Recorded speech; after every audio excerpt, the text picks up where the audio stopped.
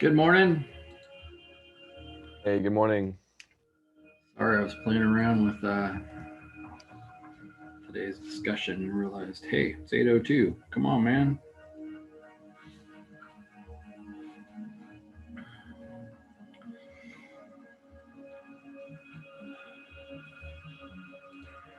All right, let's do this.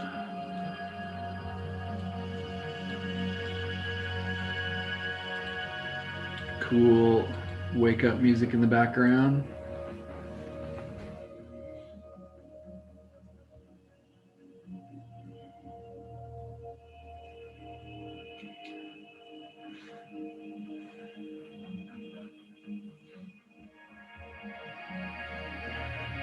Yes, yesterday.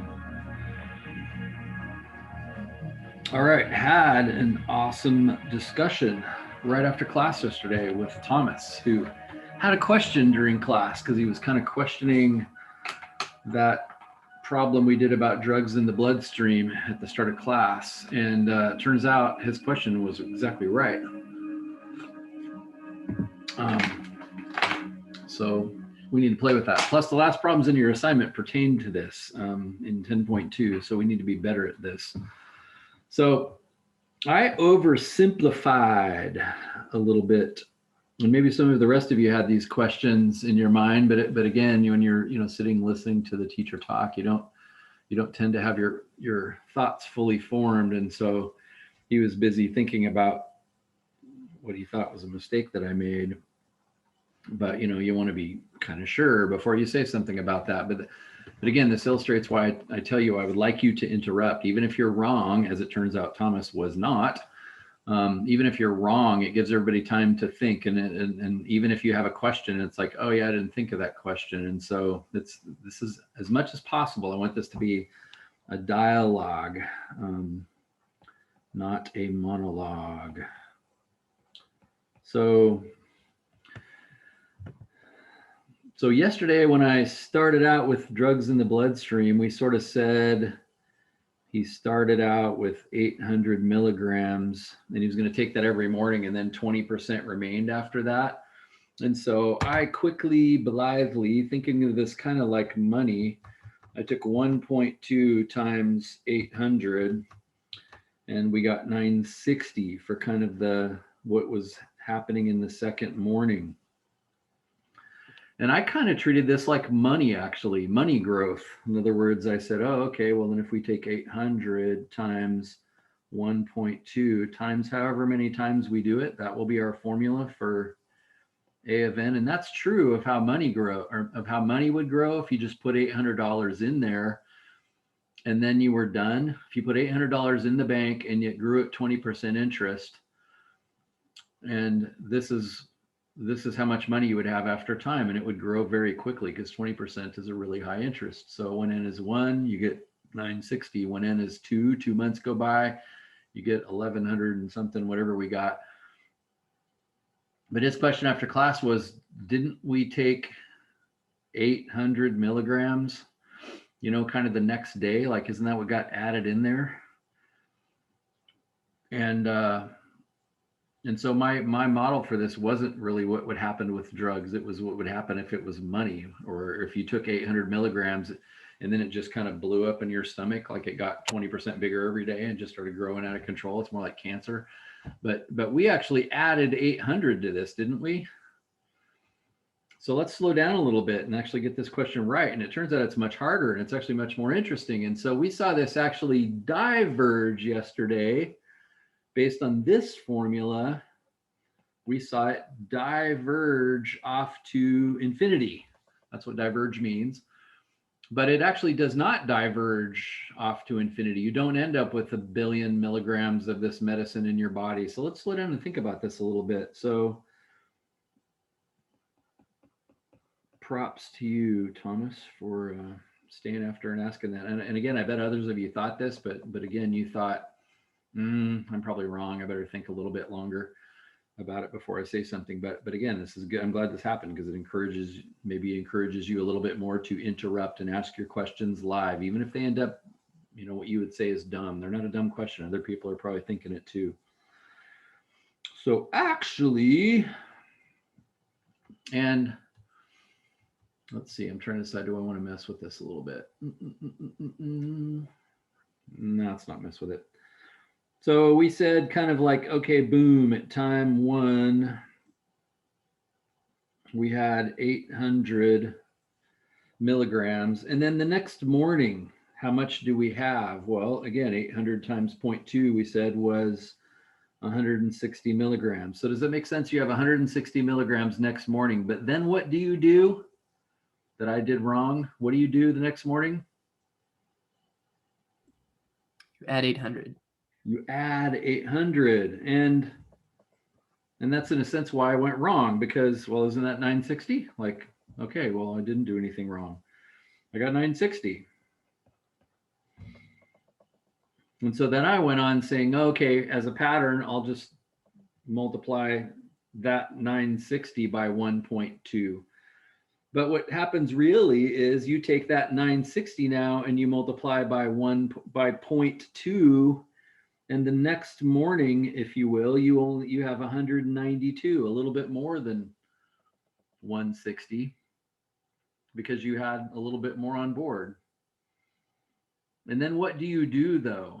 Then you add 800 again. Isn't that true? And so after sort of you take your third pill in the morning, you actually have 992.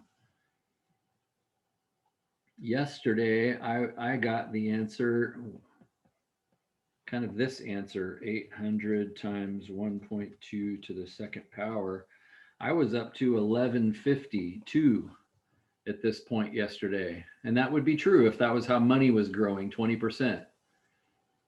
But see, we're adding kind of like a payment every day. We'll do a money example in a minute too, but we're adding a payment on top of this. And so this answer actually was not true yesterday. And again, I bet you Thomas wasn't the only one that kind of wondered about that.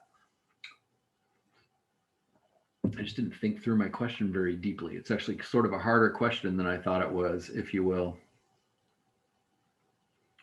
Now I want you to notice something. Notice how much it grew. Like it actually grew 160 here, but here it only grew like 32. Does that make sense?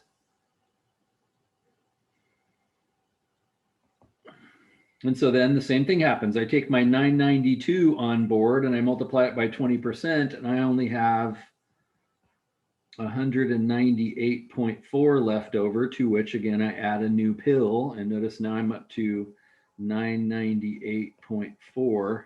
Notice that's only up by like that's only up by like 6. Does that make sense? 992 to 998, it's only went up 6. So this is actually starting to act more like it's going to approach a limit instead of diverge.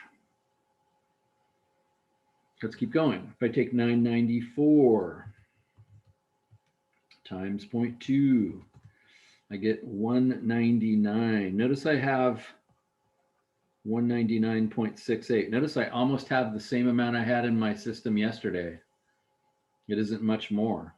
And so when I add 800 to that, I get 999.68. Notice that's only up by like 1 now. So it went up. Initially, it seemed to kind of be growing really quickly, but that growth is kind of starting to settle down now. So this is actually looking like it's approaching a limit. So if I take that number times 0.2, I get 199.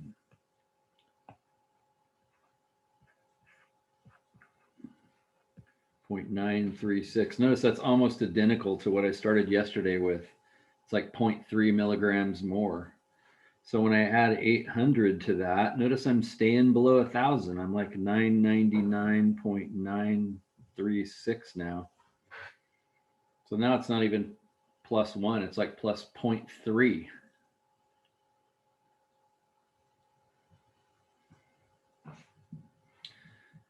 Turns out the limit of this is what it appears, which is 1,000.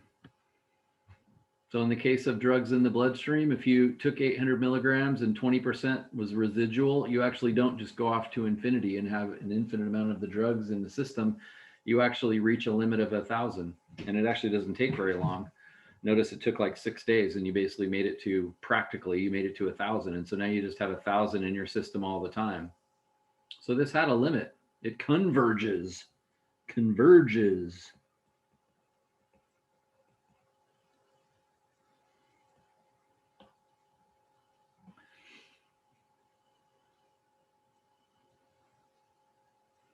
So do you see the difference between how many grows? Can you write the formula for that? Yeah. Now here's where the kind of the fun part comes in. Like, what if we said, like, what if we were trying to kind of prove it? So would you agree it looks like it's approaching 1,000, but we don't know that. It could approach 1,001, or, you know, some decimal. Maybe it's 1,000.12695. And so, yeah, how are you going to write the formula for that? Well, let's slow down with this. And it's actually pretty complicated. And also, this is very realistic, because this is kind of what happens. This is what happens anytime you make some kind of a payment to something. So imagine there's like fish in a lake. I don't know if you know this, but they stock a lot of the lakes around here with fish. And so once a month, or once every couple of weeks, they'll just come out and pour a bunch of fish into the lake. But meanwhile, the fish are, well, I don't know what they're doing. Are they growing? Are they reproducing and multiplying and getting more and more and more because they're, you know, having baby fish? Or is it the opposite? Are predators taking them and they're actually getting less and less and less? And then each month there's an infusion. In our case, notice this is, if you will, growth. There's like 20% more fish, and then 800 new fish are put in every, well, we'll say it's month instead of every day. And so this is very practical. So yeah, what would this formula look like? Well, let's go back and see if we can figure that out. What did we just do? If you stare at this and try to write a formula, you're never going to get it right. But if you blue collar it like I just did and actually slow down and write it out, well, let's just watch what happened. To get down to kind of this final answer right here, let's see what we did. Well, we took 800 that we started with, and we multiplied it by 0.2. And then we added 800 to that. And so that's what gave us our 960, correct? And then what did we do the next day? Well, the next day, then we said, all right, because that amount was 960, we said, let's take that amount times 0.2 and add 800 to that.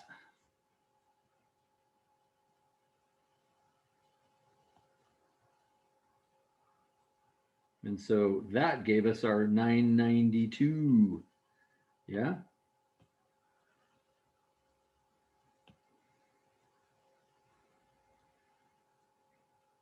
And then what did we do the next day? We said, let's take that amount, that 992, and let's multiply that by 0.2, which gave us our 198.4, and let's add 800 to it again. And so that amount was our 998.4.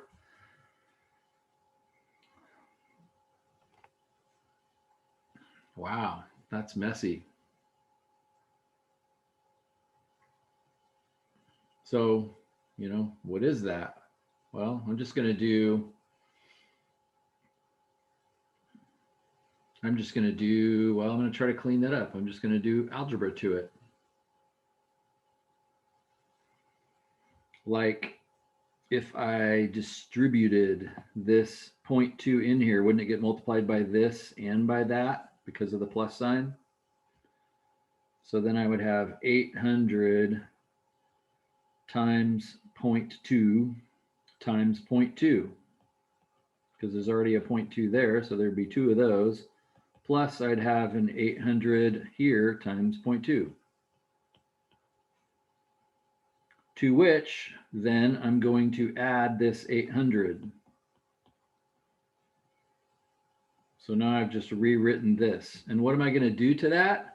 I'm going to start over again and distribute this 0.2. So now this 0.2 is going to get multiplied by, notice these plus signs, by every one of these. So doesn't this first one then now have 3 0.2s? And this second one, when it's multiplied by 0.2, is going to have 2 0.2s. And this last 800 is going to be multiplied by its first 0.2. And then I'm going to add 800 to it. Do you see the pattern now?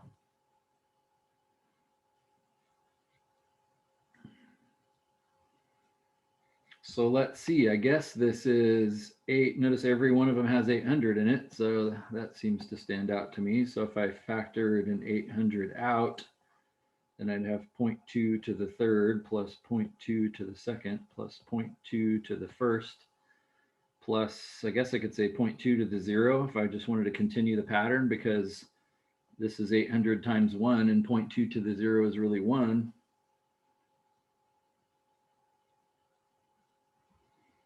So now I'm thinking if I wanted to get down to, let's see, again, I got to be careful about where I started here, because this answer was the 998, right? If I actually just type that into my calculator, 800, if I added all that up and multiplied it together, then I'd get 998. And notice that was what I was calling my fourth number. So it's kind of like I started with one number below that. So it's 0.2 to the third, not 0.2 to the fourth. So that makes me think and I just want to check my work here. That makes me think if I wanted to get 999.936, which was my last answer, that would be equal to 800 times 0.2 to the one less number than that. Do you agree with that? And then all of them all the way down.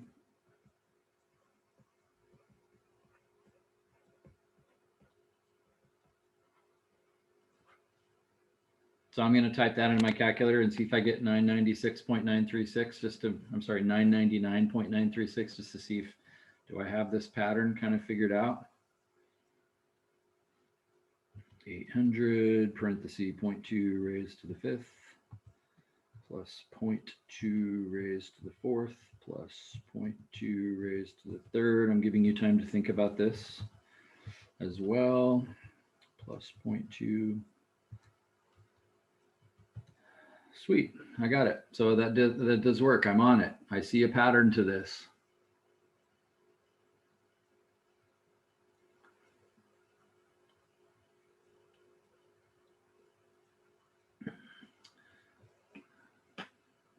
Questions? Are you okay with that so far?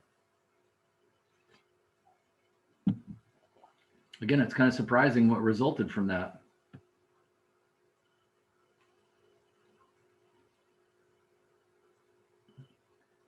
In a sense, this makes some sense though, because in reality, that first 800 you put in there, aren't you going to have 20% left of it?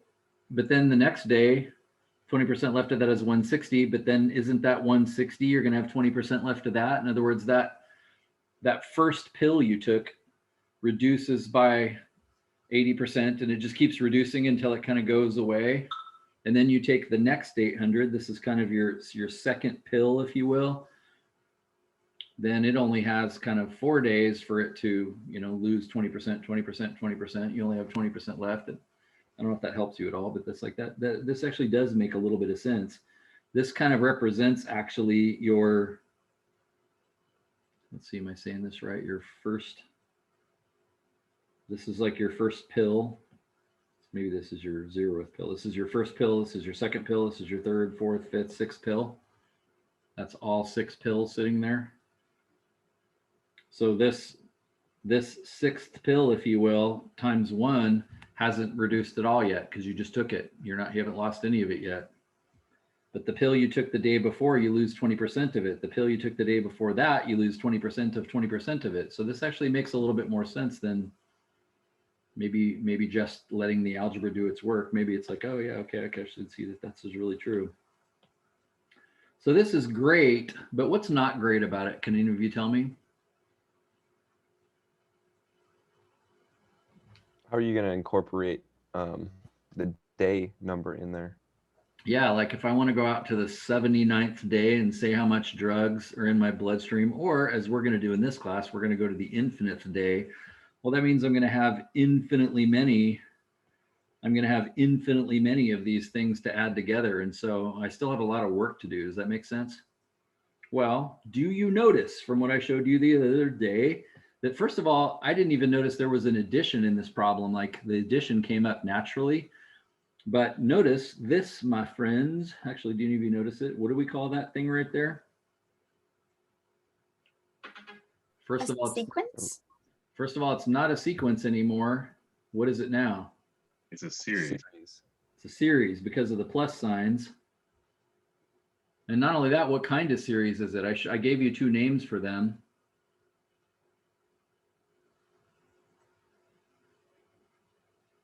How do you get from Is it one term to the next? Go ahead, Eve.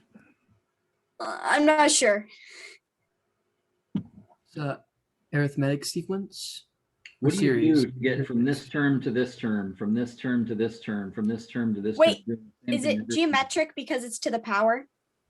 Yeah, you're actually multiplying by 0.2 Oh yeah. every time to get from one to the next. Or if you went the other way, you're multiplying by 5 or dividing by 0.2 or whatever. And so every term is found by multiplying the previous term by something. And so this is a geometric series. And again, that's really good news because we can actually add up an infinite geometric series. So again, let's do that kind of old school. So let's say we wanted to know what the nth, let's find the formula for this. Let's find the entire formula. Remember this right here was A6, right? That was how much drugs we had in our bloodstream on the 6th day. Well, now I want to proceed to say, not even what's A 79th day, but I want to go A to the N. So wouldn't that be, according to what we just discovered,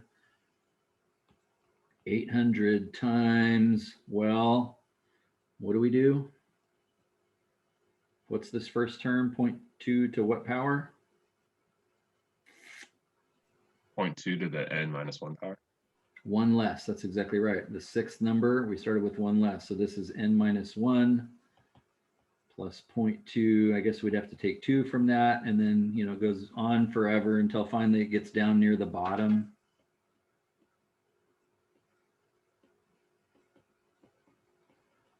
Should have started sooner. I'm going to fix that. Down near the bottom, you're finally at 0.2 to the 2, 0.2 to the 1, and then 0.2 to the 0.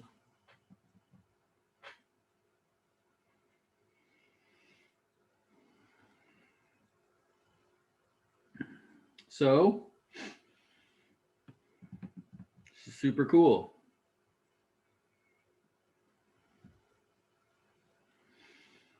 So all I have to do is take both sides of this sequence and multiply them by 0.2. This is the trick to get out of an infinite geometric series. You have infinitely many terms, but fortunately they're found by all multiplying by 0.2. So if I took both sides of this and multiplied it by 0.2, would you agree this one just now has one more than it had before? Everything has got one more 2 than it used to have, 0.2. So this will be 0.2 to the third, this will be 0.2 to the second, and this will be 0.2 to the first. Do you agree with that? So now what happens if I take these now 2 equations I made and I subtract them, and I'm going to subtract them in that direction. So if I go 0.2an minus 0.an, 0.2an minus an, I have that on that side. And then you notice a whole bunch of things cancel out. This minus this is gone. The 0.2 times n minus 2 is gone. This is gone. This is gone. The 2 to the third is gone. All I really have left then is this first term, which got larger than all the other terms above. And then I have this term left over, which never grew. Do you agree with that? So I've got 800 times 0.2 to the n minus 0.2 to the 0 or 1. That's equal to 1. Are you okay with that? Algebraically? The one kind of took me off guard. Yeah, 0.2 to the 0. I could write that as 0.2 to the 0. That'd be fine as well. Maybe that'd be better for the notes if I said 0.2 to the 0 and then just kind of noted, hey, that's equal to 1.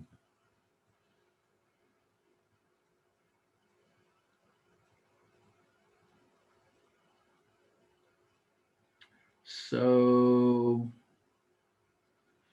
0.2 AN minus 1 AN, wouldn't that be negative 0.8 AN?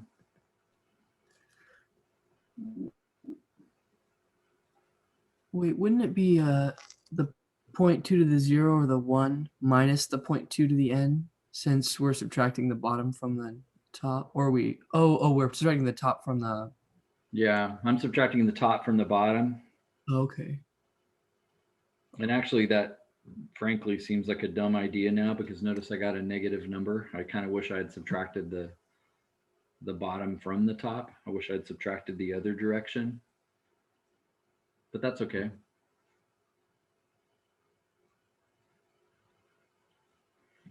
So this whole time I've been trying to solve for AN. So now can't I do it?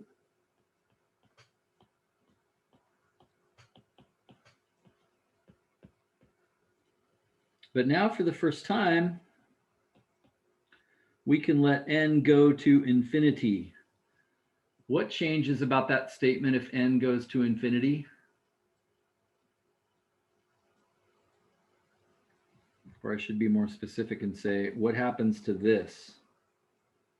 What's 0.2 times 0.2 times 0.2 times 0.2 times 0.2 times 0.2 times 0.2? That's going to 0, right? Yeah, 0. 0, because you're taking 20% of 20%. So that's down to 0.04, and then you're taking 20% of 0.04. It's going to 0, and it's going there pretty fast. So this is actually on its way to 0. Okay, we just found AN, or I guess we could say the limit of AN as n goes to infinity is 800 times negative 1, which is negative 800, divided by negative 0.8. What does your calculator say that is? Negative divided by a negative. 1,000. Bam, 1,000. So what we saw blue collar, I'll go back to that, but what we saw blue collar style was it really did look like this was on its way to 1,000, didn't it? It looked like that, and we just proved that it really did. So geometric series are really cool, and they come up quite naturally because they're consistently multiplied by something. You can multiply the geometric series as we did by whatever it's being multiplied by.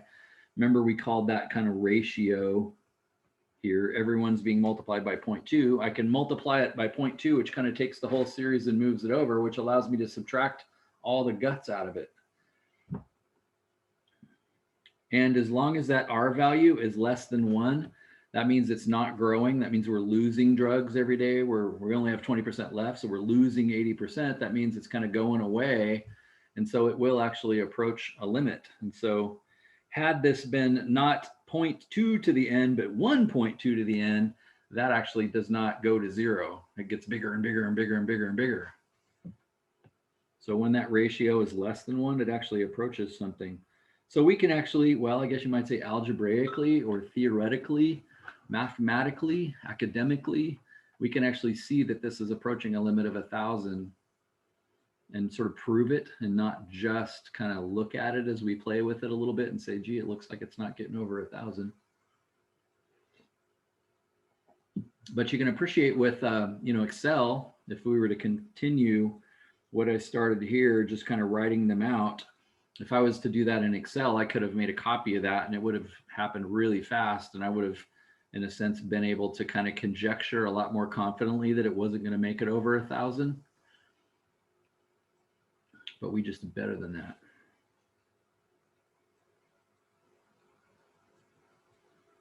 So basically the problem I introduced yesterday was actually much harder than I made it. It was much more interesting. It's kind of funny because I looked at my notes. It's like, oh yeah, I had 1,000 written there, but I just sort of thought I understood it quickly. That's a classic mistake people make, by the way, is solving the wrong problem. Like I did some good math there, but I just didn't read the question carefully, if you will, or I didn't understand the question. Does that make sense? And I point that out just because you're going to do that too, right? I mean, that's the nature of learning something, that if you're in the right class, it should be a little challenging, right? It shouldn't just be easy. So, you're going to solve the wrong problem sometimes because you didn't slow down. But that's why I kind of argue for doing this. Take the time to just kind of write it out a little bit. Make sure you kind of understand what's actually happening there. I thought I did that. But I really didn't. During our homework, they give us a question about like fish in a pond, blah, blah. And they only ask us up to like 9 months. And I answered it and finished it. And I realized kind of later, I was explaining it to my wife, saying that, I was using Excel and she could have done this problem, that the fish actually limit out too. Because if you only add like 400 fish a day, but you're losing 2% a day, there's going to be a point where 2% matches 400.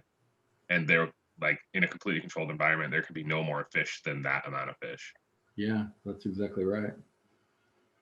Let's play with an example. Let's play with an example like this that is a little bit practical to me. And let's play with it with respect to money. Converges. We might even say absolutely to 1,000. Did that approach 1,000 monotonously? What's the right word? Monotonically, I think is the word that's in your book. Yeah, it was monotonically. Yeah, what makes it monotonic? Because it didn't jump between the x-axis. Yeah, well, it's not in this case because it was on its way to 1,000. It didn't go from 800 and then go above 1,000 and then back down below and then back above and then back below and above and below and then eventually harmonically, vibrated its way to 1,000. It started at 800 and it worked its way up to 1,000. It stayed under 1,000 the whole time while it worked up to it. So that makes it monotonic. So it actually isn't just over the x-axis, it's up above and below whatever limit it ends up approaching. And so, yeah, this was monotonic, not oscillating. So that's just kind of interesting. So I just recently did something. Yeah. Hey, Doug. Yeah, go ahead. Quick thought about what Connor said. That's actually really intriguing. The point about it at some point, the percentage that you lose is equal to the amount that you're putting in. You can see a similar relationship in the problem we just did, because but not quite, because 20% of 1,000 is 200, right? And 800 minus 200, 800 plus 200 is 1,000. And I'm not really sure what the relationship is there, but that's a really good point, and I kind of want to explore that. Yeah, but your point is that's probably not a coincidence, and I think you're exactly right. My gut reaction to that too is that is not a coincidence, but I honestly don't find myself immediately thinking, oh yeah, that makes total sense to me. I have to think about that a little bit, but I absolutely think that's true. It's obviously an environment that's like way more controlled than we can ever make, because in that sense, if we didn't make any drastic medical advancements, the human population couldn't make it past a certain number, but we make medical advancements, and obviously 0.2% of the world aren't dying every day. You know what I mean? It's too controlled. There's a bump. Right, but I guess kind of all of these math problems are assuming a controlled environment. That's right. And some are more controlled than the others. I think the drugs in the bloodstream one would probably be fairly accurate, controllable, but yeah, fish populations, too much, weather can change the food supply, so one year the weather's different. Now they don't have as much food, or they have more food or whatever. So it could be all kinds of, the lake's really low and the bears can get at all the fish or whatever. So that seems kind of makes me wonder if there's a way to just skip to the answer.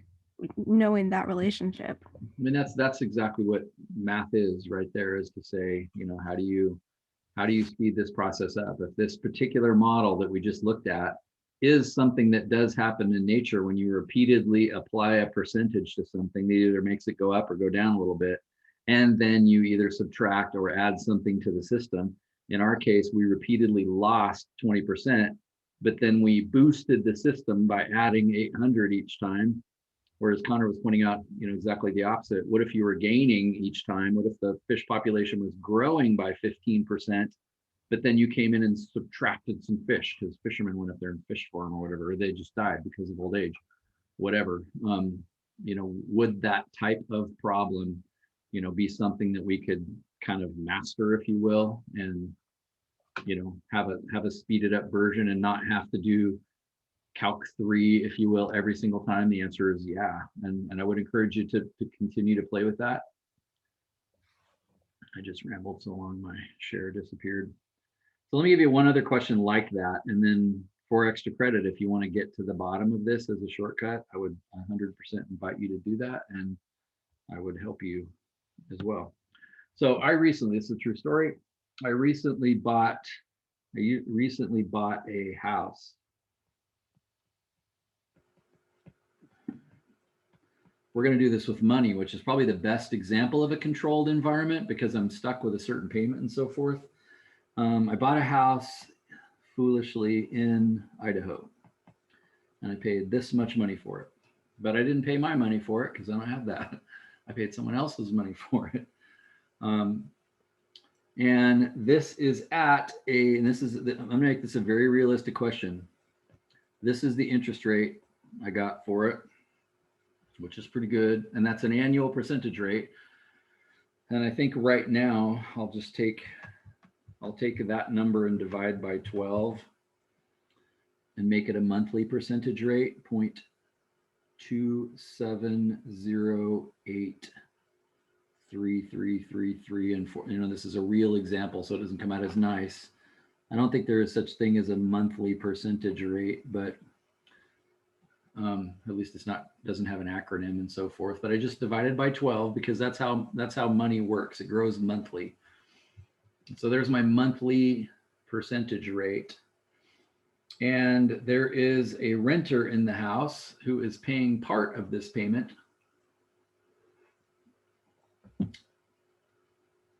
And I am thinking that sum total between the renter's payment and what I kick in on the side to try to pay this thing off, I'm going to pay $3,000 a month.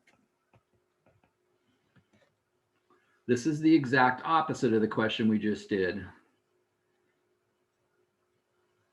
Because remember that monthly percentage rate really means 1.27083.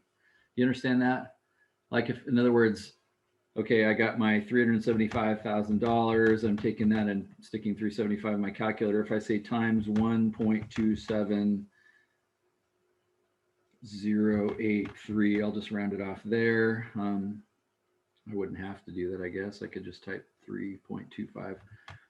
Then just to kind of check myself, this is kind of what's happening. So I have this loan, and then this time I'm going to start at times 0. I'm going to start at times 0. Times 0, kind of the amount of the loan was $375,000. Boom. Then 1 month later, it is now grown by multiplying it by 1.27. Wait, is that right? 1.27. No, it's actually. Wasn't it NPR 0.27? So I got to fix some things. It's 0.0027. 00, yeah. Because I took 3.25 and divided by 12. I should have said 0.0325. Does that make sense? Because that's actually 27% growth. If I say 0.27, right? And it's not 27% growth. So I can I'll go ahead and just fix it by doing this. I'll put a percent sign here, and then I'll fix this one to say 1.0027. And I'm just going to round Does it the off. interest rate hit before you're paid? I'm sorry, Connor. Does the interest rate hit before your payment? So the way money works is you take the loan out and then it sits there growing for the entire first month. And so by the end of that month, and so now I'm doing this right now, if I take 375,000 times 1.00271, I'm going to round the percentage to that. Then it actually grows to 376,016.25. So notice how much it grew. It grew $1,016. Is that right? Everybody with me there? This is something you need to understand as a human, irrespective of math. So then when you make your $1,200 payment, does it make sense that the first $1,616 actually just pays it back to 375,000, and then only what's left over actually pays on the loan? That's how house payments work, and that's why it costs so much to buy a house. So basically, after the first month, I no longer owe 375,000. I know 376,000. And then what do I do? What do I do?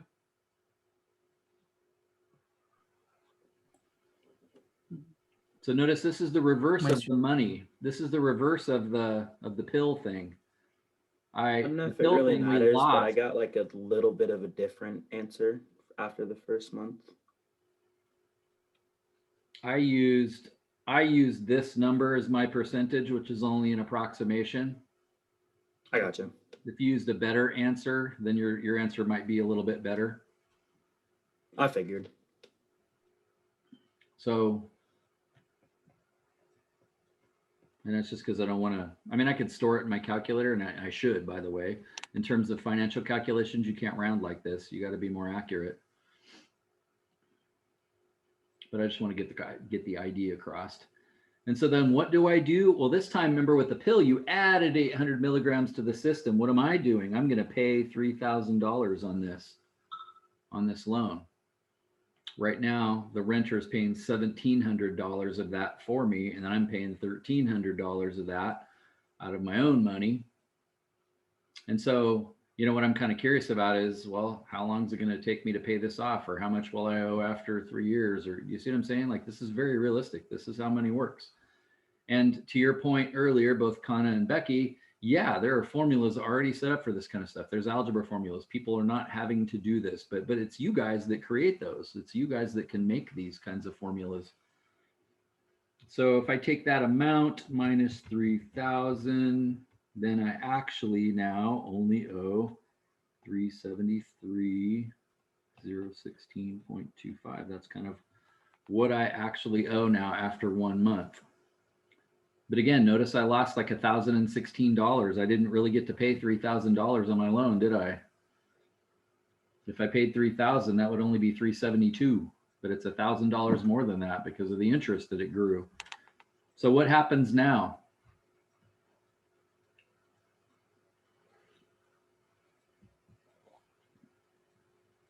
Now you multiply that new number by your rate. That's exactly right. It begins 3,000. growing again, right? In the case of the pill, I began losing drugs in my system, but in this case, the money's growing, growing, growing. Every month I sit here, I'm losing money right now as I'm sitting here teaching this class. Money's going out the door. So I take that number in my calculator, so times 1.00271, rounding it off, and now it is now grown up to 374,027.124. Notice it didn't grow as high as it did last month. See how it's decreasing? Good, like I'm trying to pay this thing off. And so then I make my $3,000 payment minus 3,000. Do you see the same thing happening that happened with the pill a second ago now? So it's like, oh, okay, maybe I don't need to write out 6 steps of this. I think I see what's happening here. So now I'm down to 371,027.124. I'll write one more step out. 171.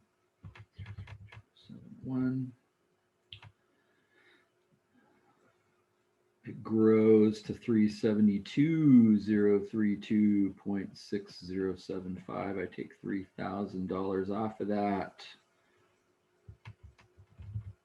And I go 369,032.6075. So notice this case, it sort of made sense to have a times 0. Do you see? One of the things that's going to cause you problems, I've warned you about this a little bit, is the difference between is the starting point 0 or is it 1? And in this case, I think it makes sense to have 0. In other words, kind of like when you walk up to the lake, how many fish were in it? Oh, 10,000. Well, then that's how many fish were there at time 0. And then you start saying, all right, now I'm going to, pour food into the lake, or I'm going to drain the lake or whatever. Now you start changing something and you just wonder what happens to the population. So at time 0, I had a loan, I bought this house, and okay, now it starts behaving in a certain way. So what's our pattern here then? What's the pattern as to kind of like this is day 3 and I need some formula that will give me this, because of course I'm really concerned with not just how much do I have after 3 months, but I'm thinking if I can keep this up for say 5 years, which would be 60 months. I want to go clear down to say 60 and say, what am I going to owe on this house if I can, keep this up for 5 years? Like, is it half paid off? Is it a quarter paid off? Like, this is very, again, this is actually a question I want to know the answer to, and I don't know the answer to it right now. As I said, there are algebra formulas for this, but we're making these from scratch based on the fact that we're wading into this concept. And so let's see, what did I really do to get, and I'm just trying to solve a simpler problem. What did I do to get from 0 to 3? And can I recognize a pattern that would get me out further? Well, I took 375 and I multiplied times 1.027. I'll write it there. 0027, excuse me. 0027. And then I subtracted 3,000.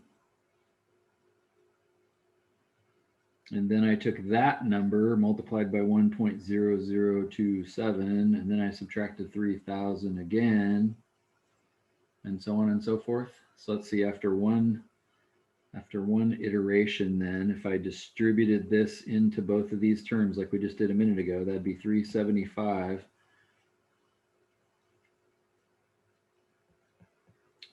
times 2 1.0027s minus 3,000 times 1.027 minus 3,000.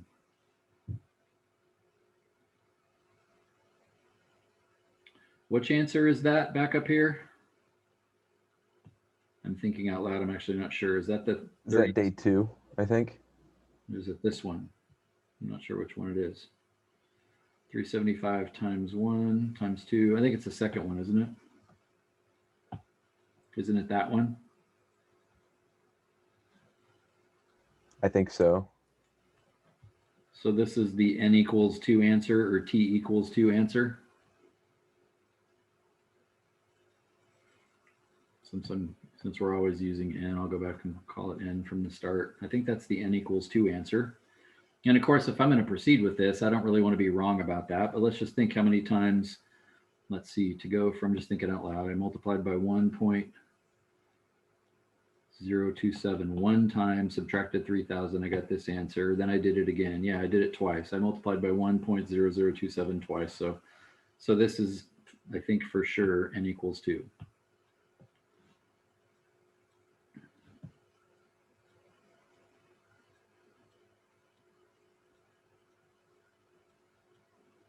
So let's see, do I have the pattern right? Notice in this case, that's kind of interesting because we started at 0. Remember how in the last problem, we kind of started at 1. In other words, I called the first one, if you will, time 1. And for that reason, our n was 1 less. In other words, we had 6 and then this started at 1 less. But this time, because I started at 0 without really much of a plan, because I started at 0, the fact that this was n equals 2 means that was n equals 2. Does that make sense? Instead of 1 or something like that. So it's the fact that I started 1 earlier, that means it isn't 1 less. So let me see. I think I can do this now from scratch. I think I can just write it out. I think I can say, so if we're at month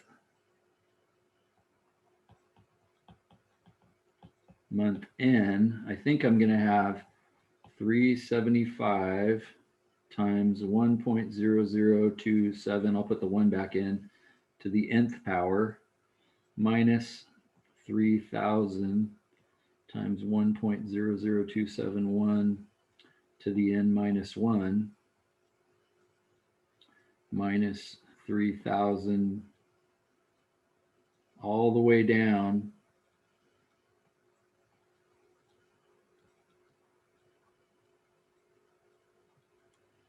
to the, well, notice this is times 1. So the very last one is going to be times 1.0027 to the 0 power, but we'll take this one to 1, and then minus 3,000 times 1.00271 to the 0 power.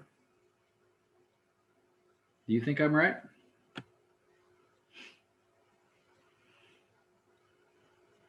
So I think I'm that just is right. wondering, why are we multiplying by 1.0027? Because the 0.0027 is the interest that you would pay, but I don't want just the interest.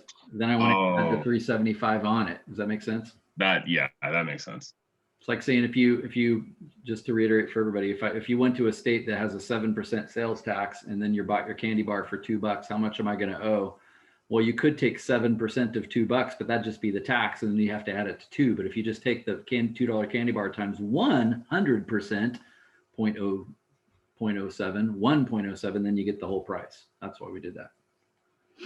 So because for the last equation, we had to multiply by the percentage per se to offset it so we could cancel out the series. In this case, would we be dividing by the percentage to offset the series? Yeah, maybe. Let's play with this a little bit now and see if we can figure it out. Because notice they're all multiplied by 3,000, except for that first one. It's multiplied by 375,000. So it's kind of like that's not playing with all the other ones.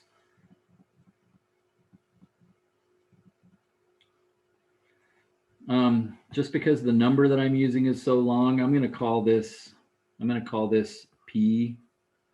I need to change colors for that because it's not going to stand out very much. I'm going to call this P for now for my next line. So I think what I have here then is,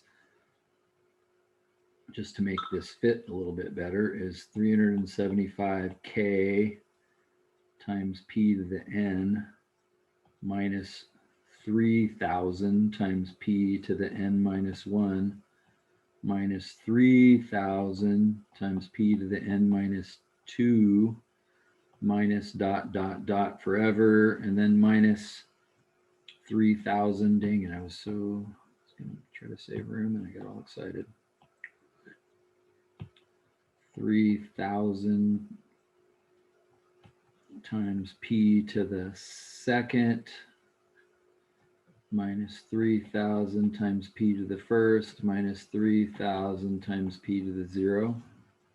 I just got a few more terms in there and made my numbers look a little smaller.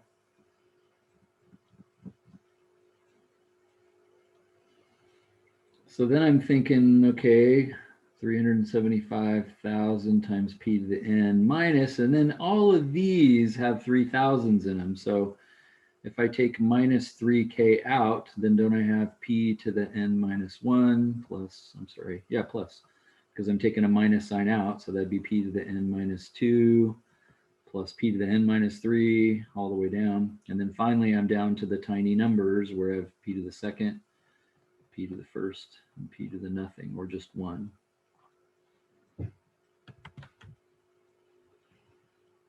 Now, what does this mean again? Okay, I have this big ugly statement. What does this tell me again?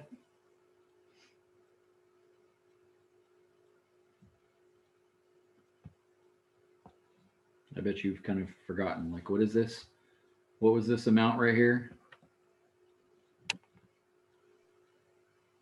Was it the amount owed after n months? Exactly right. It's the amount you owed after n number of months. So actually I have a formula here. This is amazing. I have a formula for the amount owed after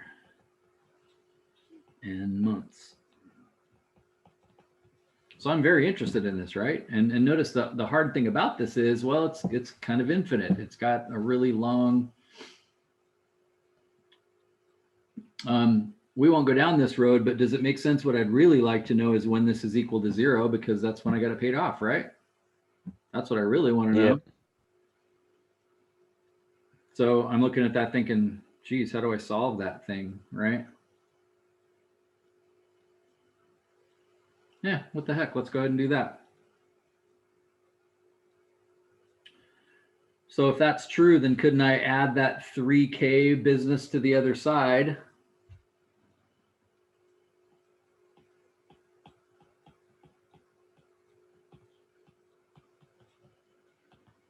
And now I've got to work on this infinite series because of the plus signs that showed up. I've got to work on this infinite series and see if there's a way that I can add it up. Actually, let me think for 1 second. I'm suddenly worried that solving this is going to be hard. Because this is a little different, isn't it? Because I can't really let n go to infinity here, because if I do, I'll go negative numbers, right? At some point, this is actually paid off.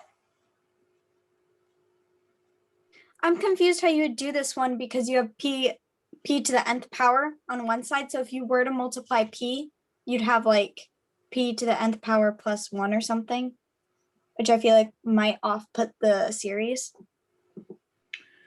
Yeah. So I'm not sure how much time to devote to this. My first question, I don't know, let's answer my first question first, and maybe we'll save that one for later. You go down there and rest for a while. We'll come back up here. Let's say my first question is, I want to know A of 60. In other words, I want to know how much I'm going to know after 5 years. That was my original question, right? So I want to use n as 60.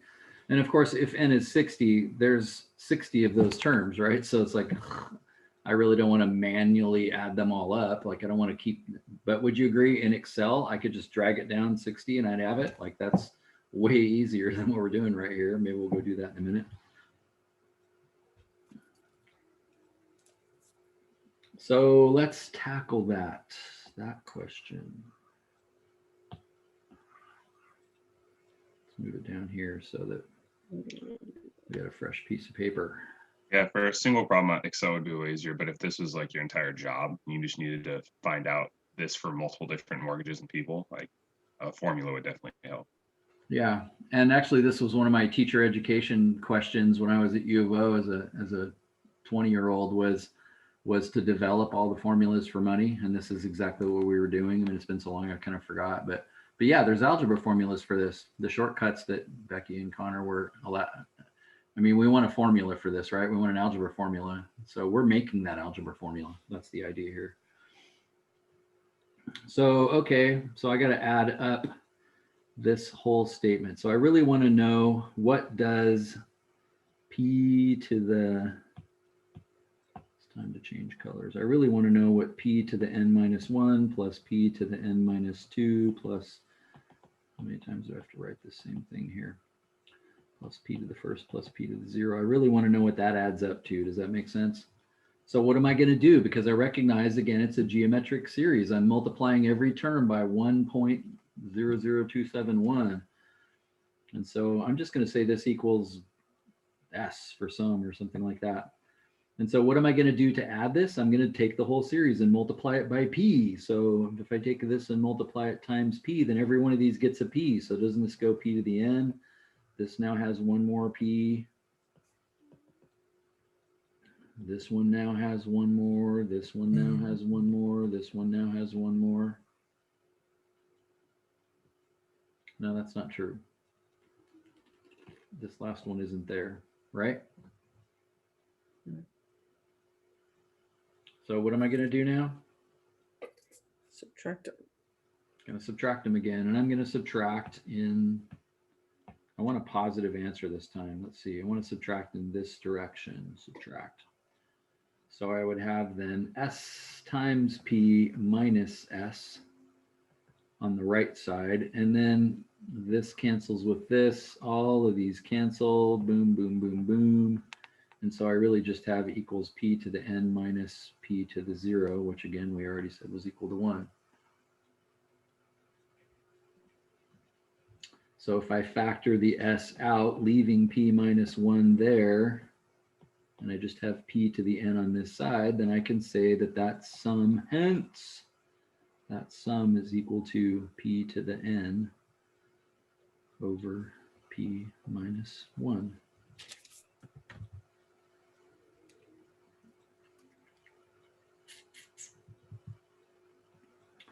And let me write that out a little bit more. Let me put the p back in.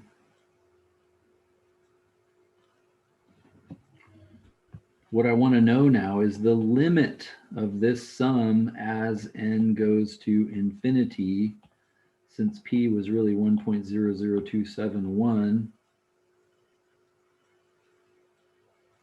Well, that's actually not true. In our case, we want to know what the limit of that is when n is equal to 60, right? That's what we really want to know, not infinity in this situation. So wouldn't this be to the 60th power?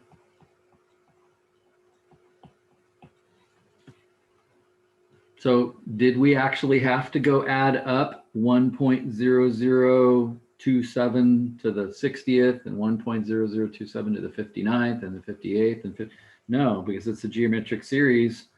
Notice all I really end up with is that statement, which is a single calculator push.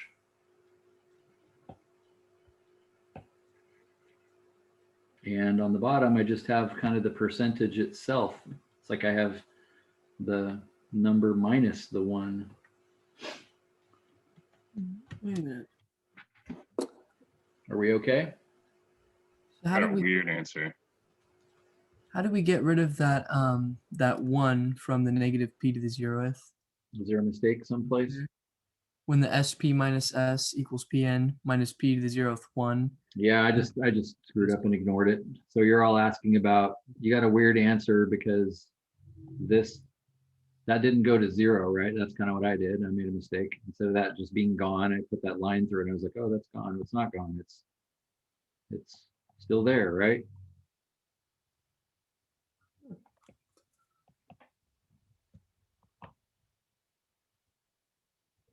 So I just typed that into my calculator. And of course, we only have to do this once. It'd be way better to use the correct answer for this, not rounded, but I'll just leave it alone.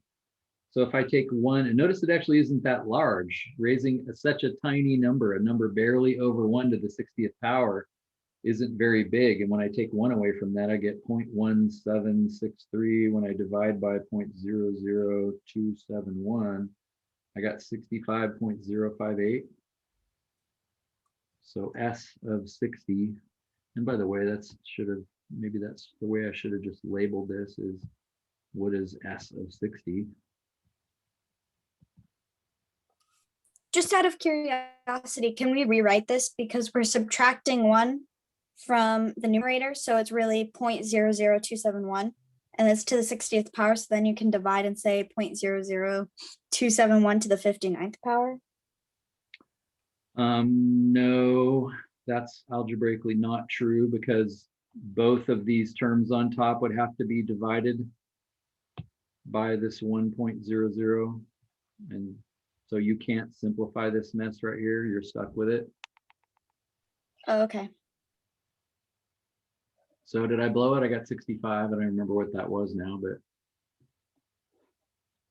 So in Excel, I had a lot more. I had like 24,000 left, which kind of made sense because it ended up being like basically 12 years for you to pay it off. So it seems like you kind of took out a 15-year loan, but since you're paying it off extra, it jumped it down to like 12. Yeah, but notice what we just discovered is this statement right here. We're not done. That's why I said I kind of was saying I kind of forgot what we even did. That's what we just figured out. So we're not done yet. It's not $60,000 or $65. It's 65.058 is this part of the formula. Oh, I'm sorry. My bad. So now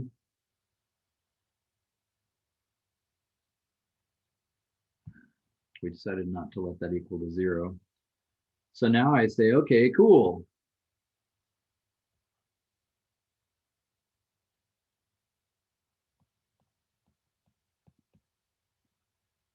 This is going to make my notes look weird. So if I go back up here, I have a little space to work with. So then I can say, okay, well, then my formula becomes 375K times P to the 60th power minus 3,000 times 65.058. Again, this is an approximation.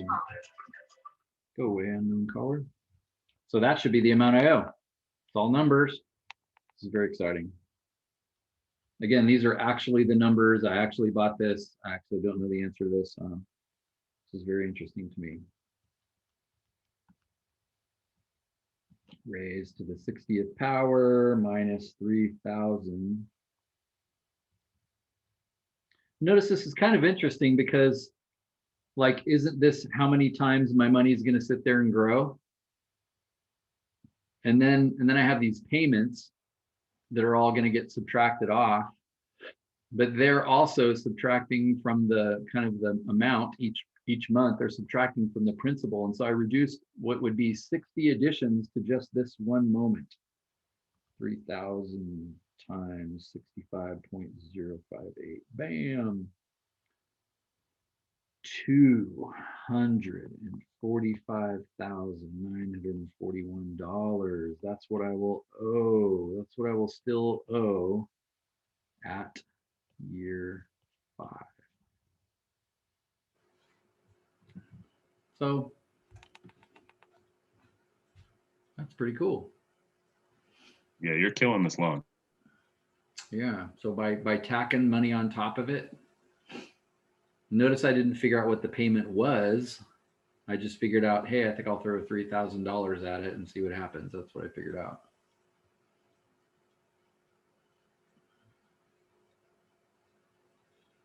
So I won't go down this road, but this is the reason I said you all need to understand these things ultimately, because remember, I paid for that money. In other words, I paid, if the tenant paid $1,700 and I paid $1,300, if I take $1,300 that came out of my pocket times 60 months, I paid $78,000 over that time period.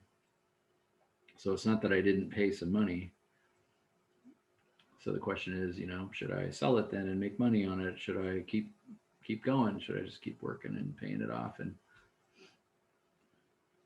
But that's an example of where geometric series come from, and that's kind of the idea here. And so I'm very interested that you kind of pour over those two examples. I don't have the algebra formulas for these memorized. But people do not do this way. As I said, you just go in there, you can just go into Bankrate and make a calculation.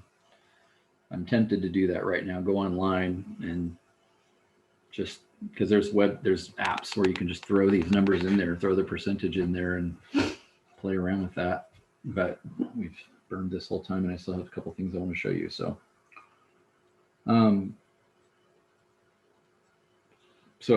a couple other quick things, because I now see the time and I'm now going to say we better not do that.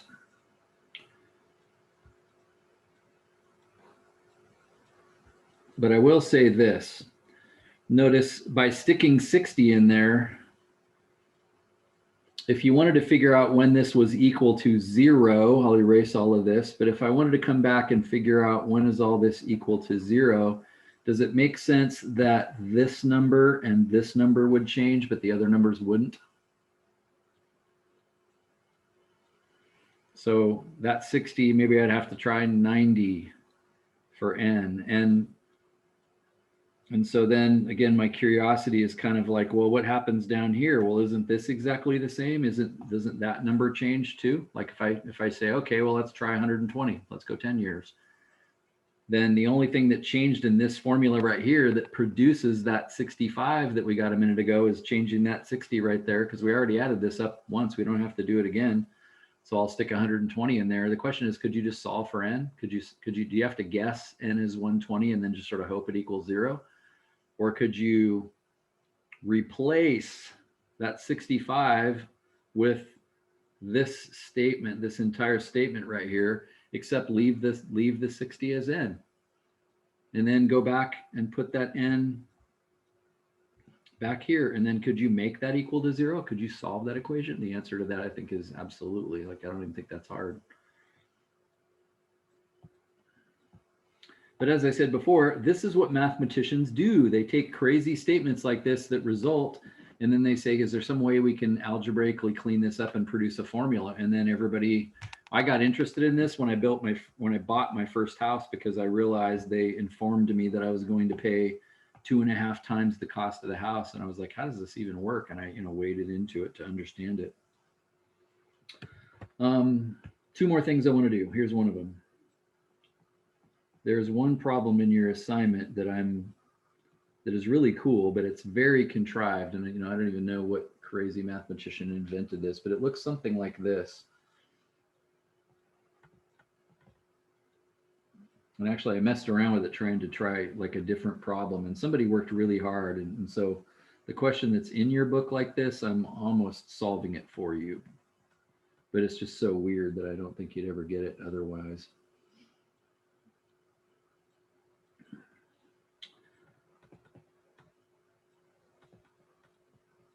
We're always interested ultimately in the limit of things as they go to infinity. And so what's the limit of that as n goes to infinity? Well, you do this with me. Let's just start typing some numbers in our calculator. I'm going to start with 100.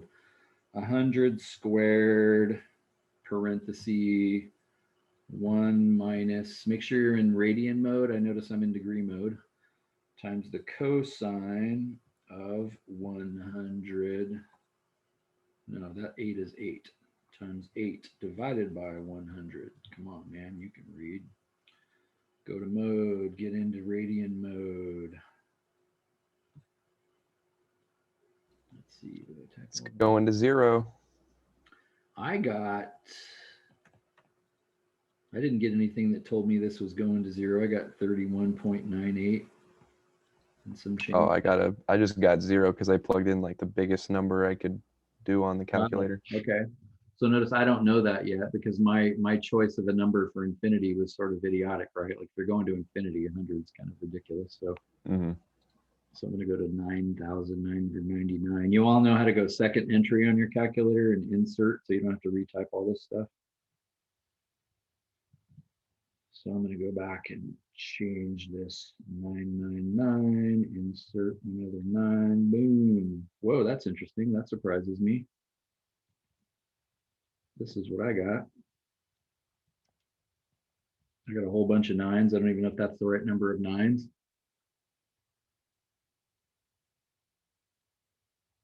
So given that I just went from 100 to roughly 10,000, I'm all of a sudden wondering if this thing is actually equal to 32. Like, it's going to 32. What did you type in? I don't know who said that. Somebody typed something in. That was me. Let's see. It is 1E21. One of the concerns I have is maybe the calculator kind of broke down in its ability to do this, which is not impossible. I'm going to add 2 more 9s to this. Insert. Just added 2 more 9s to it. Actually, that's interesting. It 1, 2, 3, 4, 5, 6. 1, 2, 3. I think my calculator is breaking down already, because I just added 2 more 9s to this, so I have 6 9s, and I got further away. 9, 9, 9. Looks like an 8.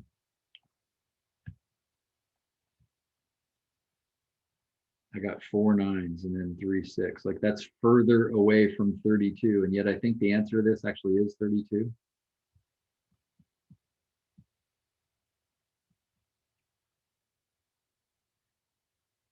Now, stop and think about what this really is. Would you agree? Let's just reason about this for a second. So I think the answer to this is 32. I think the right answer to this is 32. In the interest of time, I don't think I'm going to show you L'Hopital's rule here, but L'Hopital's rule would say, if you took this, remember how L'Hopital's rule likes fractions? If I move that n squared to the bottom, if I take the derivative of the top and the bottom 2 times, I'll leave you to play with this, then you actually can prove that it really is 32. But let's just stop and think for a second. What happens to this term as n goes to infinity? What's the cosine of, let's see, 8 over infinity? That's cosine of 0, isn't it? What's the cosine of 0?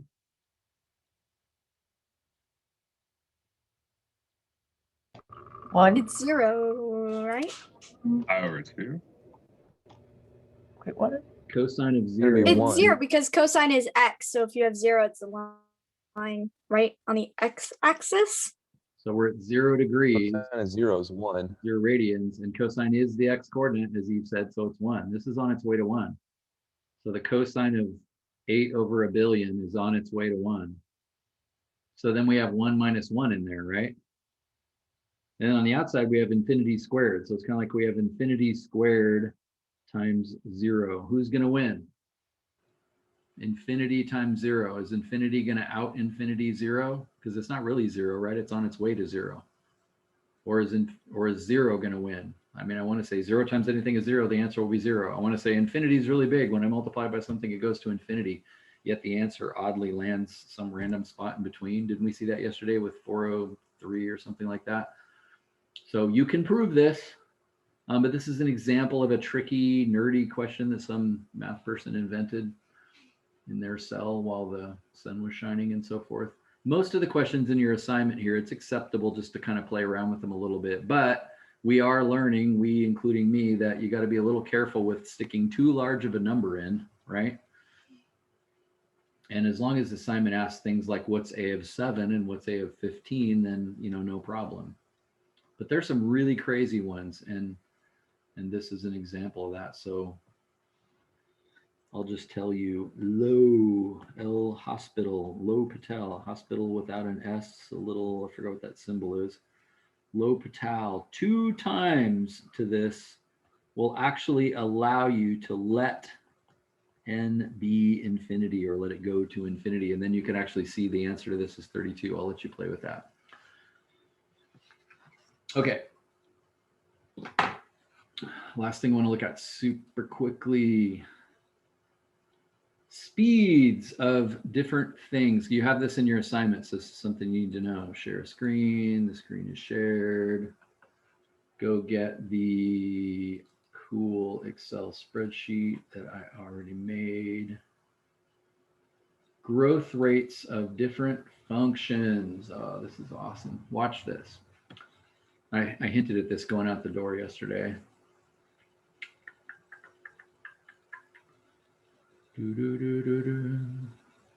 So what functions exist? Well, there's logarithmic functions. In other words, you can take the logarithm of a number, and I'm choosing to use natural log. Log and natural log are kind of the same thing, but I'm taking the natural log of a number. What number am I taking the natural log of? Well, it's over here. 1, and then 2, and then 3, and then 4, and then 5. Natural log of 1 is 0. Natural log of 2 is 0.69. Notice that's growing. It's getting bigger, right? Natural log. And then there's the equation. Notice I'm choosing this to be a line, and I called the line 6x. So I picked a b value of 6.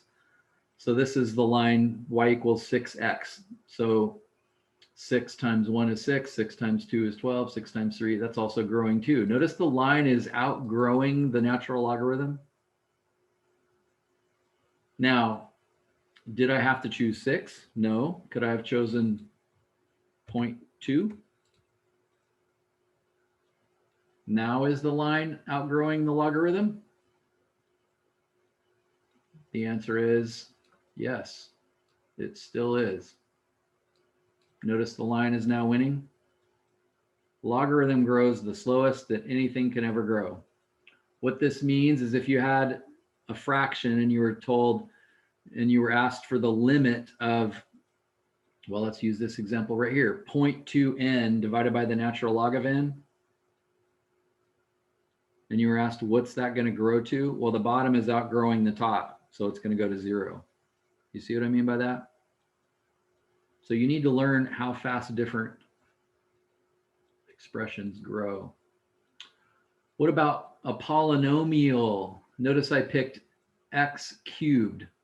I could have picked x squared if I wanted to. I could pick x to the 4th, but I picked x cubed. And so notice x to the first power, 1 to the first power, 1 to the 3rd power is 1, 2 to the 3rd is 8, 3 to the 3rd is 27, 3 to the 4th is 64. Notice that's growing really fast. It outgrows the line, doesn't it? What if I made this line 68? Now does the line outgrow the polynomial?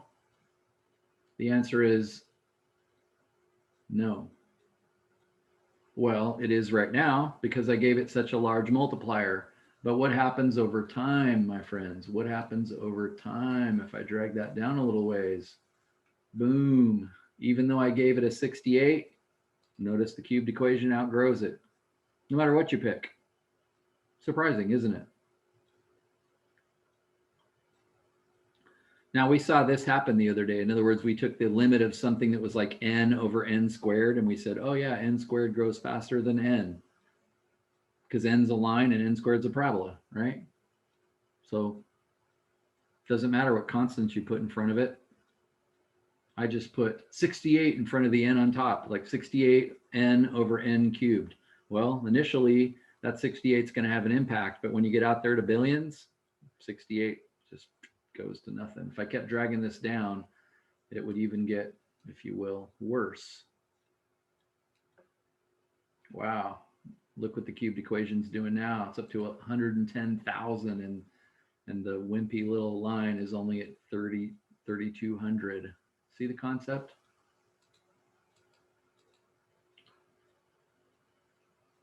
Exponential equation. Notice this is not x squared. This was x cubed. This is not x squared. It's 2 to the x, right? Exponential because the x is in the exponent. I'm going to drag this down. Is the polynomial outgrowing the exponential? Well, notice it looks like it is. But will it continue to do that? The exponential is going to win. The exponential is going to win eventually. Notice it doesn't even take that long. Down by step 17, hammering. The exponential is hammering the other one. So if you were asked for the limit of like 2 to the n, that's exponential, over n cubed. Well, the exponential outgrows it. So the top is going to grow faster than the bottom, so it's going off to infinity. It diverges off to infinity. And then notice over here at the right, you got factorial, which is the baddest ass one of all. Factorial grows faster than anything. What does factorial mean? What's 5 factorial mean? It means 5 times 4 times 3 times 2 times 1. If you multiply that out, you get 120. Notice it's growing pretty darn fast. Notice it's right now not outgrowing the polynomial, but it will be after one more step, right?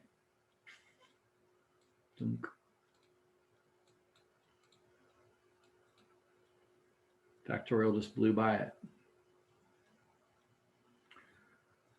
Watch this. Does that exponent have to be squared? What if I chose to make that exponent really small, like 1.1? Would you agree that's still growth from what we did today? That's still 10% growth. It's 10% over 100%. But now it's not growing near as fast. So who's going to win, the polynomial or the exponential?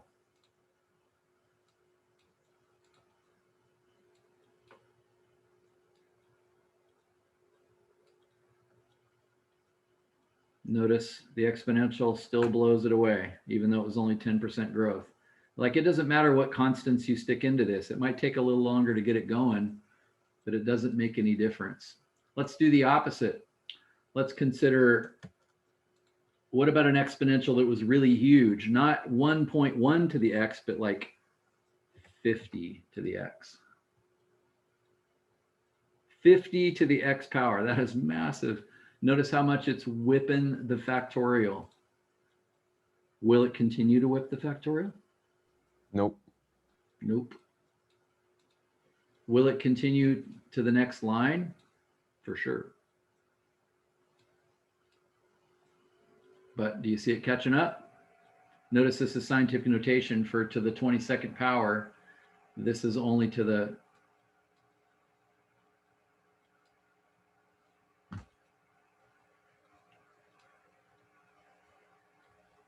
catching it.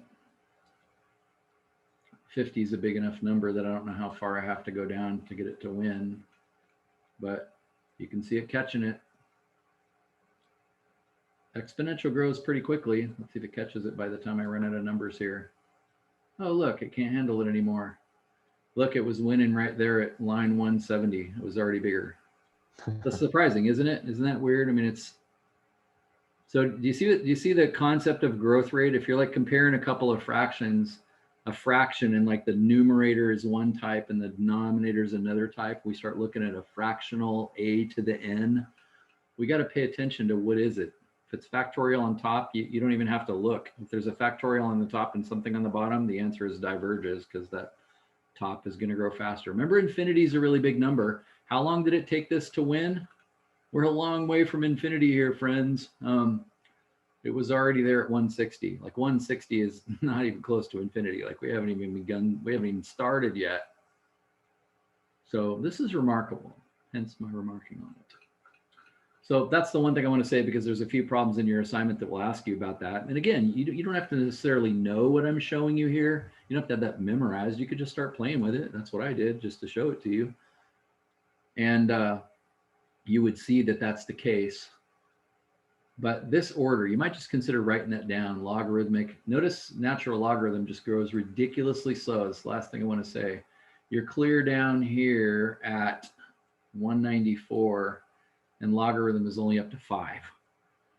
Remember before we said, what's the area under the 1 over x curve, and we said it was actually infinity? That's because natural log grows so slowly. The integral of 1 over x is natural log. It grows so slowly. It goes off to infinity, but it gets there so slowly, crazy slow. And so it's right on the edge, right on the edge. We saw that 1 over x, the area under the 1 over x curve that went to infinity was actually infinity. But if it was 1 over x, which is x to the first, if it was 1 over x to the 1.01, we saw that no, that didn't go off to infinity, actually a finite answer. So you can't grow any slower than logarithm is kind of the idea. If you take the logarithm of a number, it's kind of the inverse of an exponential. Exponentials grow super fast and logarithmic is the reverse. But I would write this down in your notes. Logarithm, linear, polynomial. By the way, linear is a polynomial. It's just degree 1. Polynomial is degree 2 or 3 or 4 or 5 or 6. And then exponentials where the n is in the exponent, not in the base. And then factorial. So that's the order of growth.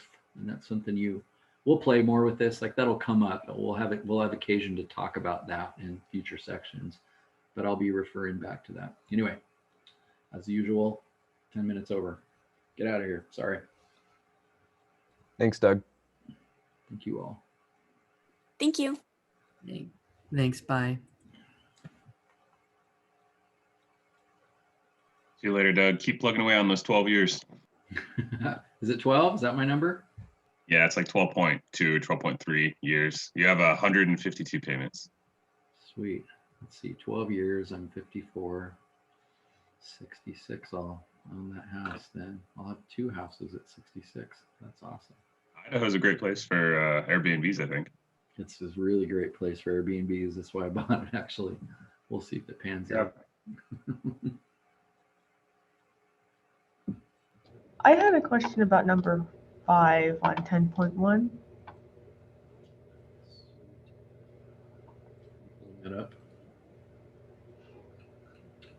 10.1, you say? Yeah. I am there. Number 5. Man, technology is amazing. I'm just not sure what they mean by the standard form. It doesn't matter. I played with that question because I was afraid. So I showed you two ways to do that. The standard form is to use a formula. And the formula was like the starting amount. This is what I told you, the starting amount plus n minus 1 times the difference. I think that's the standard form. And I was curious because it said standard form, whether or not it would let you do it kind of the shorthand way that I was describing. And when I typed it in that way, it said it was right. So you can Okay. do that. Type it in however you want. If it's true, if the algebraic statement is true, it doesn't hate Okay. for that. All right. Thank you. Have a good weekend. Thursday. Hey, that's good news. I just learned that. I had trouble Monday. like when you were canceling out the, I already forgot it, geometric sequence. For some reason I couldn't like follow along. I don't know why my algebra sucks, but everything else in it made sense with me. Could we go over one of those really quick? Absolutely. So let's do one more, but we'll just do something similar.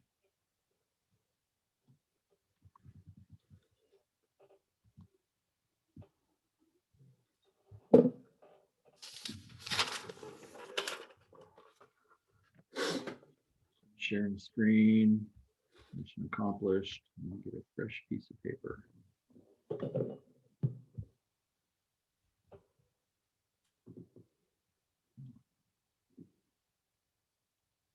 So let's start with, oh, I don't know. Let's say, you'll notice it's a sum. So I'm going to start with, I don't know, let's take the number 8 and let's multiply it by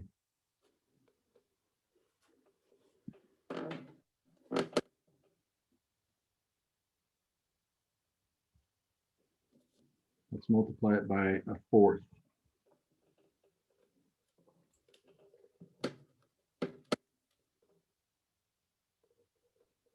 Am I doing this right? Why am I spazzing out here a little bit? Yeah.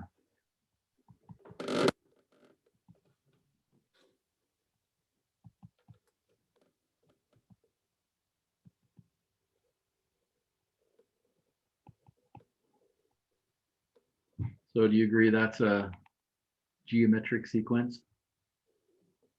Yeah. And so I could, I guess, pull the 8 out of all of them. So I really have, if I just want to see the sequence working a little bit better, that first 8 is multiplied by 1, right? So I could put a 1/4 to the 0 there just to make the pattern look nice. Do you agree with Gotcha. that? Yeah. No, wait, I already got rid of that.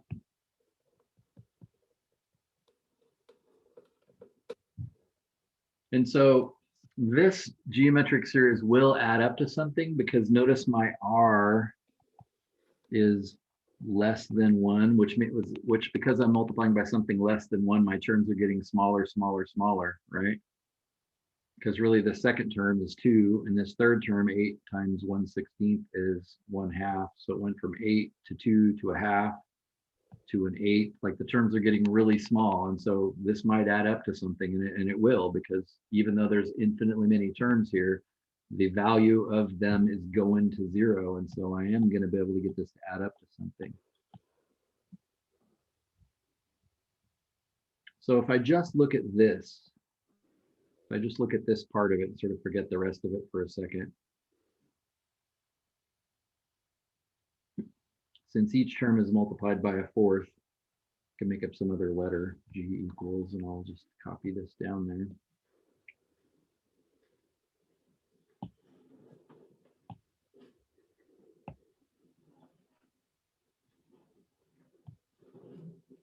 What am I going to do to get another sequence that has millions of terms that looks just like that?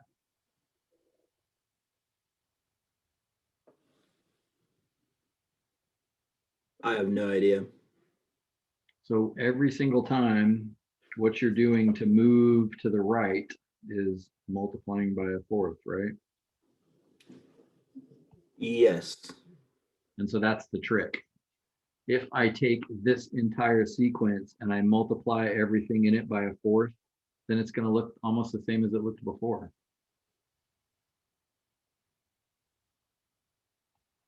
So if I take the left side of it and multiply it by a fourth, and if I take the right side and multiply it by a fourth, you tell me what happens to this first term right here. What happens to that term? It just goes to 1/4. Exactly right. What happens to the next term? So it basically just shifts the exponents, right? One, I guess. That's exactly right. That's why we say it sort of recreates the same exact list. And they all got a fourth bigger, so you're exactly right. It just kind of shifts them all right to the fourth.